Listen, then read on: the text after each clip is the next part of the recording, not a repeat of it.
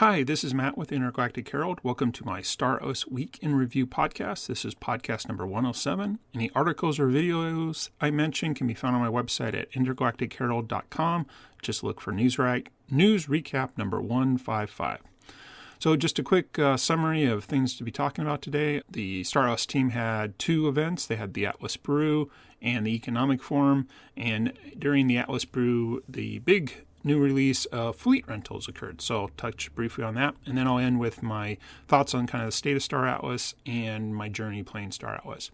But before I get to that, just want to mention a few things that I'm doing within the Star Atlas ecosystem. The first is I have a Star Atlas DAO PIP, which is a proposal for a new Star Atlas experience, I guess, looking to create an in-person community meetup platform. So I have that proposal up there. It's being reviewed by the DAO Council, but still definitely open to any feedback or thoughts on that to help refine that. You can check that out in the Star Atlas Discord. Go to the DAO section, channels there, and then look for PIP, P-I-P, drafts, and you'll find my name and in-person community meetup platform. Additionally, I do have a Star Atlas merch store, a very small merch store, but, got to start somewhere. It's at intergalacticgear.com, called Intergalactic Gear. It's open for business, has some Star Atlas mugs, trying to work on some wall art, and I also have a merch survey there, so it can help me determine some future products to put up there. So please do check out intergalacticgear.com. And then I also am trying to get together or create a kind of Star Atlas gamer community for Star Atlas gamers that aren't members of guilds and maybe want a different experience than the Discord chat platform. So I'm looking to create a more threaded discussion forum with email alerts so you can kind of just follow things you're interested in and not have to check back unless there's something new. If you go to intergalacticcoalition.com, there's an interest survey there, just looking to get a kind of core group to get started. It will be a paid community, but this is to offset the cost of the software. Unlike Discord, it's not free, so there'll be a fee to help offset that cost to get that software up and running. So again, that's intergalacticcoalition.com. So let's go ahead and get into the bulk of the content that came out. Again, like I said, Star Atlas had two events, the Atlas Brew and the Economic Forum. Talk quickly about the Atlas Brew, but mainly it was kind of what they call a freestyle format, and I think that was kind of tongue-in-cheek because they decided to launch the fleet rentals during the Atlas Brew, and then they kind of were doing some live commentary on fleets that showed up and if they got rented right away and things like that. So definitely is kind of cool getting that kind of live launch there. So if you're wanting to check that out, you can go to YouTube and look for Star Atlas TV. They record most of the Star Atlas live community events or whatever, so you can check that out there. So, and I'll talk more about fleet rentals in a second, because that's pretty much all there was. Well, I'm sure there was, what did they call it, noteworthy news and some other updates. I don't know. I just remember the fleet rental thing. That was on Wednesday. Then on Thursday, the economic team does their monthly economic forum. And if you've been listening to my podcast before, you'll know I just always never seem to connect in with it. But I've come to two conclusions. One, don't listen to it at 10 o'clock at 2XP on a Friday night. That's just too much. But what I've really decided that I need to do, and I think it's partly because it's late in the evening, but it's also because of the topic. But they are getting, now that I kind of see how it's going, they are doing updates. They are not even going to say teasing things, but I think they're just sort of rolling out things and ideas and concepts, and they're just deeper. So I think I'm just going to always decide I'm going to listen to it twice. Once just to kind of get, what's going on. Plus I usually record this podcast before I have time to do a second listen. And then listen sometime on the weekend when it's a little more easy to concentrate. Because again, I do think there's a lot of good information, and it's just, it's again, combination of too deep and too tired. So, but the one thing I do kind of remember that I perked up was, again, this talk of the kind of free to play version of Star Atlas. So again, I need to re-listen. I have some general thoughts about it I'll touch in a second, but basically what they mentioned was that it will be a great onboarding mechanism. Again, it's still in development, so I always don't like talking about, it's going to do this, because again, at Toast release, we don't know. But the one little point on the slide that really stood out and kind of made me kind of wake up, I guess, was that it will make, quote, Sage fun, which I'm like, yeah, no, that's true. I'm not really having fun in Sage. I mean, I'm doing it. And if you've been following all my podcasts, I'm kind of slowly working toward a goal, which got completely harder by changing the formula for the Mamba X. But just the fact they had to put that on the slide just made me laugh. So anyways, just wanted to pass that along So again, I'll probably learn a little more. But again, if you're interested in listening to it at your rate, at your time, please do check out Star Atlas TV. They have a link to the economic report. Or you can check my newsletter at intergalacticherald.com, newscap number 155, and I have links directly to those two videos. So let's go ahead and get into kind of my thoughts on the state of Star Atlas. Again, the big one was the fleet rentals. I haven't listened to yet, but I know Beyond the Horizon just put out he's started a new series on that. Don McVeigh, one of the community team, he did kind of some short videos on how to make a fleet and put it up for rentals and how to loan it out. Actually, it's the same thing. How to rent it and how to loan it. And again, it was just released. Definitely a good rollout in the sense we got a lot of information, but they did kind of caution that it's, a minimum viable product. So, and I did see some things in Discord. People were already having problems with, was it moving it? I can't remember. And then whether or not all the automation tools out, which I think they did almost kind of at the same time. So, but again, just kind of thinking about it in a total, not actual gameplay, not actually how it works, but kind of just the concept of it. What really kind of struck me as they were talking on the Atlas Brew about, well, how much do you rent it for? And again, I think the cost is a daily rental. I think that's the minimum, but of course you can rent it for a longer period, which means you sort of just reserve it, but you're still paying on a daily basis. So the renter, let me back up. So the rentee, owner. Yeah, let's do renter and owner. Yeah, that's easier to say. Thinking of a house, you have a house owner and a house renter. Yeah. So the renter, okay, so the owner of a fleet puts up a number. So they're going to get that money guaranteed per day, I think. I think you can't cancel early. Well, you lose something, but you're still going to get, you're not going to come back with zero as the owner of the fleet. You're going to get something out of it. But the renter, on the other hand, is taking, I guess, the most risk in the sense that they have to make their return on investment for their cost. So let's just say it's 1,000 Atlas a day. You need to be able to make 1,000 Atlas in a day, or it just doesn't pencil out. Now, I did think, well, maybe you have a different purpose. So again, I was thinking to myself, well, my purpose is to get a Mamba X, and maybe I want to rent a fleet to help me transport my materials quicker. So I might be willing to pay for speed, meaning get a bigger fleet, move it faster. Or I was thinking, I might be willing to rent it because the cost to my small fleet to move it is still a cost. So yeah, you need to think about your return on investment, but also I guess for the purpose of that. And where I guess I'm going with that is that it doesn't have to be just, if you rent it for 1,000, can you make 1,000 in one day? That's definitely a calculation. So I think there's a lot to it, and like they were kind of mentioning on the Atlas Brew, the market and the economy, supply and demand, all that'll kind of marketplace, I guess is the best way to say it, will equilibrium to a price, and that makes perfect sense. Supply and demand, classic econ 101. I am not an econ person, so that's not going to come up in my thing yet, but I realize regardless of all those things, this does not add another element to the game. So we got fleet rentals on top of local markets, on top of mining and crafting and transport, on top of LP. I'm trying to think if I got all the little things. Infrastructure contracts. Yeah. And I guess even faction fleet, because that's still something. And claim stakes. So definitely this adds another element to the game. So in that sense, awesome, But here's some caveats I was thinking of too. One, are there enough fleets? Which, after I wrote this down, I just realized that's okay, because that's just a supply and demand thing. If there's low supply, again, my very, very, very rudimentary understanding of economic theory, is that there's not a lot of fleets, hence there's not a lot of supply, but there is a lot of demand that will cause the price to go up. So good for the owners. Potentially okay for the renters, but again, it assumes they can actually make a profit or a return on investment. Because if they can't, then they won't rent. So then the price will have to come down. So yeah, supply is important, but so is demand. So anyways, we'll just see how that goes. And then again, it's still a great thing in there. And then the final thought I had on fleet rentals was there had been talk, and somebody even asked the Atlas Brew, will this turn off Faction Fleet? And they said, well, we're going to watch and see.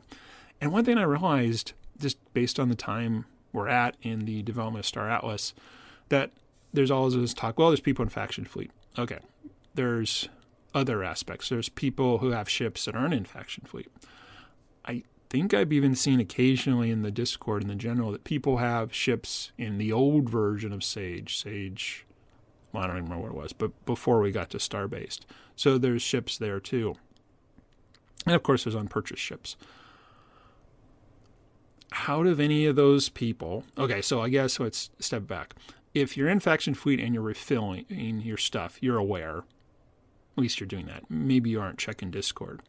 If you're not refilling, you're not aware. If you own ships and you're not aware, and if you have ships in the old version of Sage, you're unaware. Anyways, the point being is it seems to me at least there's a lot of potential unaware that have assets, i.e. they own ships, but they don't even know fleet rentals exist. And I wondered, is that, well, it seems like a problem. And how do you reach them? So again, you can, but are they?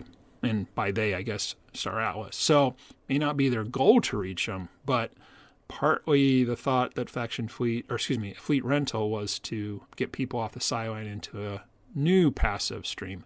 But again, they would have to know that. So, and again, may not be their point right away, but if those people don't know about it, then the forest tree falling thing, then it doesn't matter to them. So hopefully they're going to release more information, maybe something, or maybe that's just not the marketing pitch right now, and that's fine too. So, but anyways, it just got me thinking there's potentially people that don't even know fleet rentals exist and they own ships. So next thing, free to play. Again, I do need to re-listen to the Econ forum, but it is what I did remember listening to last night was it is a very interesting thing that I think they said you don't need to know anything about crypto and you don't need to buy ships, because it sounds like what they were describing as the onboarding experience is you would start and then all this stuff would be handled behind the scenes because it's not on the main production. I don't know what the right term, mainnet. I don't know. Anyways, it's parallel. It's a test environment. And again, maybe this is that Apollo structure. I'm not sure. But anyways, they were saying, well, again, we'll create while it's behind the scenes. We'll give them some ships and some resources and a tutorial about what to do next.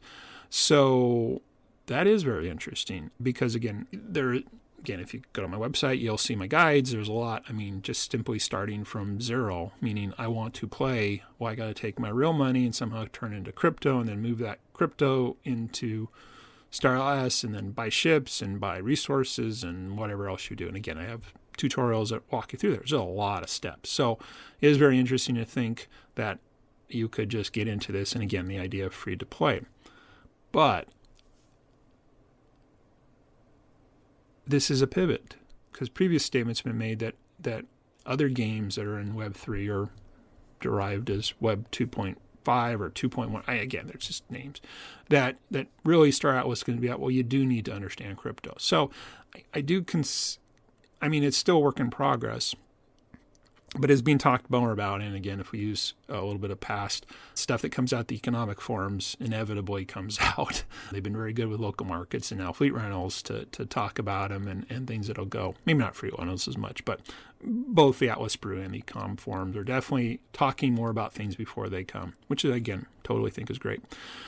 But now if the idea that crypto is being de-emphasized, anyways, I just think it's an interesting pivot. And that pivots to some other thoughts I was having just about pivots. So one thing was, again, I think the free-to-play is a good idea, especially if this version sounds like it's faster in the sense that things go quicker. Not 100% sure about that, but it sounded like they said that things were just all sped up so you can really go faster. Like maybe there's different like one month cycles or something. I'm not sure. Again, it's all work in progress. But so I think this is a great idea. But again, on this topic of pivots, it is interesting because I thought this was Fleet Command, the idea that they were going to take the economy and put it into the UE5 engine, even though that the browser-based version of Sage would be equivalent to the UE5 version of Sage, which is called Fleet Command. And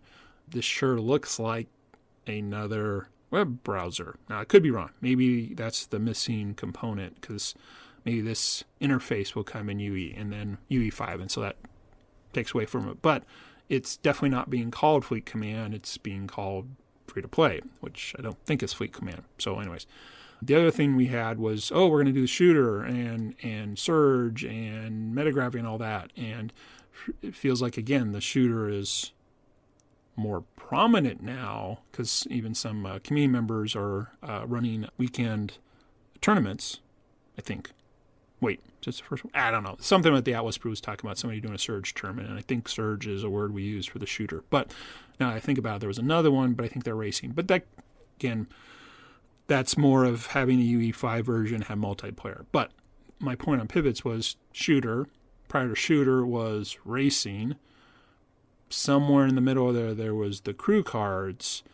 And anyways, now it sounds like free-to-play and this other thing called C4, which is like combat.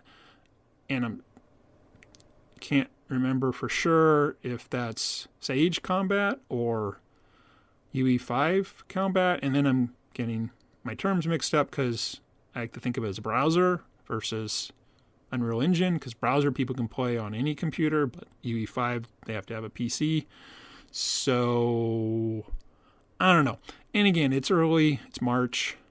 Maybe we're just hearing these things. Maybe the development is all in parallel. Anyways, I guess it comes back to I thought the browser version was going away. So, I guess at the end, to wrap up pivots, I just kind of wish something got finished. Sorry to be a little too blunt, but it's not that there isn't excitement for C4 and combat.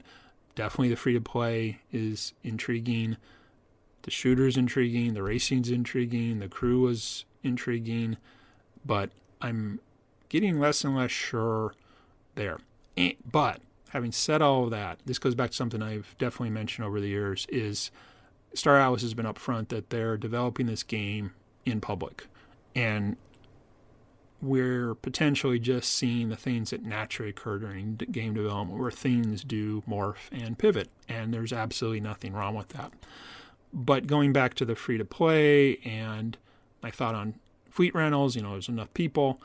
Again, it feels haphazard, but that could just be like what we're seeing and hearing, where it's all going according to plan, and I would be shocked if they don't have a project plan. So I kind of lean more toward this is just what is being publicly spoken, but there does feel like a lot of pivots, and that could be fine, and that's just part of the development, and we're just seeing all that stuff that occurs, and again, perfectly fine. But again, just got me thinking again about free-to-play is a good idea, but it feels like a pivot. So anyways, that's kind of my thoughts on the state of Star Atlas.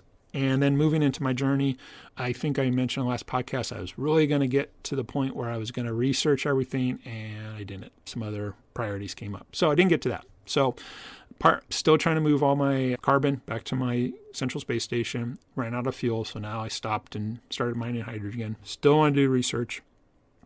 Still want to figure out if I should be selling at the local markets and things like that.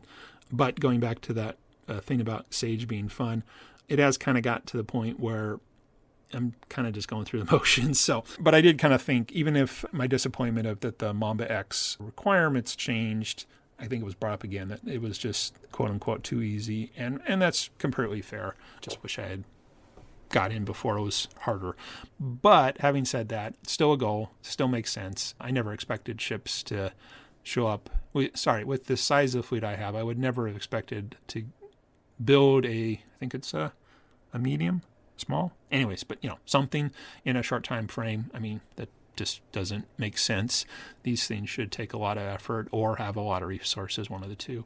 So anyways, I'm just kind of plodding around. One of these weekends I'll get around to doing the research, but still like the idea that my SOL fees aren't really going crazy or aren't being spent at a crazy rate. So I think that partly is another reason not to feel like I'm losing too much, because I'm not paying a lot of SOL. I'm still doing some command given the ships I have, and got my other ships, larger ships, still just in faction fleet, getting some Atlas, which I use to swap every week for a little bit of Polis. So it feels like, again, everything's kind of happening. So it's not happening as fast, but again, not really into that part of the game in the sense that I'm okay being patient, because I don't want to put a lot more money into it. So that's the trade-off. So I'm fine with that.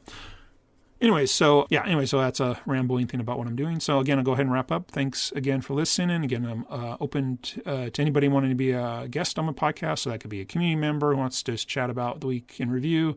Could be another content creator. Could be a builder who wants to promote their Star Atlas thing. And again, obviously, totally open to any Star Atlas team members who want to talk about kind of beginner topics and things like that.